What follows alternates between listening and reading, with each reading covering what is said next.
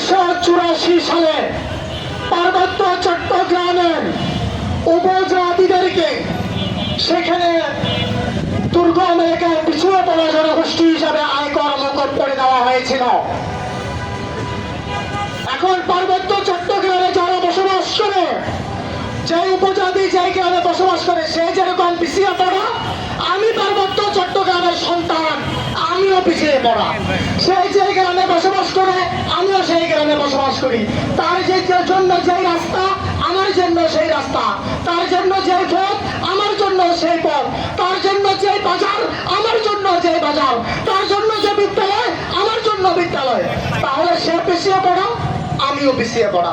তার জন্য আয়কর মকুব, আমাকে আয়কর দিতে হবে।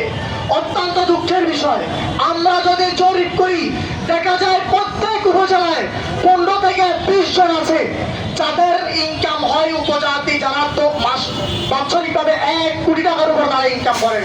1 কোটি, 2 কোটি, 3 কোটি, 5 কোটি টাকা তারা ইনকাম করেন। এমন উপজাতি আছে যারা প্রত্যেক উপজেলায় মিনিমাম 50 থেকে 60 পরিবার আছে যারা 50 লক্ষ টাকা থেকে 99 লক্ষ টাকা পর্যন্ত, মানে 1 কোটি টাকার নিচের ইনকাম করে।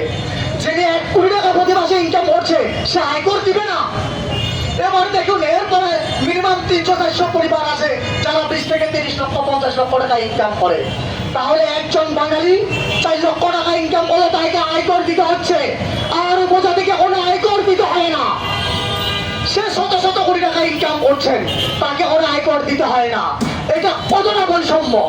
অথচ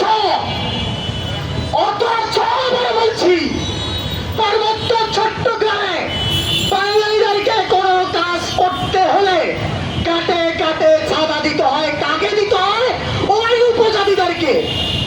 তো যিনি রাষ্ট্রভাবে সুযোগ পাচ্ছে, তো এখন বিষয়টা এমন হয়ে গিয়েছে, আপনি একজন ডাকাতের হাতে অস্ত্র তুলে দিয়ে বলছেন, টাকা তুমি আসো আমাকে মেরে ফেলো। মানে সে আমাদের কাছ থেকে চাঁদা নিচ্ছে, আমাকে কাজ করতে হলে তাকে চাঁদা দিতে হয়। আবার তাকে রাষ্ট্রীয়ভাবেও তার যে ইনকাম হবে ওই ইনকামের কোনো আয়কর দিতে হচ্ছে না।